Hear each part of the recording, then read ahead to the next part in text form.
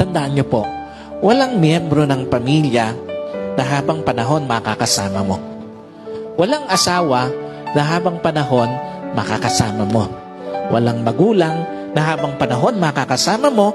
Walang anak na habang panahon makakasama mo. And at the same time, wala din namang kapatid na habang panahon makakasama mo. Meron lang itinakdang panahon ang Diyos para makasama sila sa buhay mo. Meron lang itinakdang panahon ng Diyos para ma-enjoy mo yung mga panahon na makakasama sila. Bawat panahong kasama ang pamilya, pahiram ng Diyos.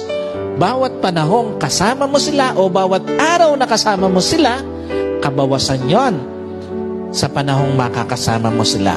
At bawat sandali na lilipas, palapit ng palapit yon sa pagtatapos ng pahiram na panahon sa iyo ng Diyos. Kaya hindi dapat sinasayang panahon para sa pamilya, lalo na sa pagtataniman ng sama ng loob, lalo na sa pagkakait ng pagpapatawad, at lalong-lalo na sa paggagawa ng yaman. Napakawalang kwenta ng mga bagay na minsan hinahayaan natin na sayangin yung panahon na dapat kasama natin ang pamilya natin.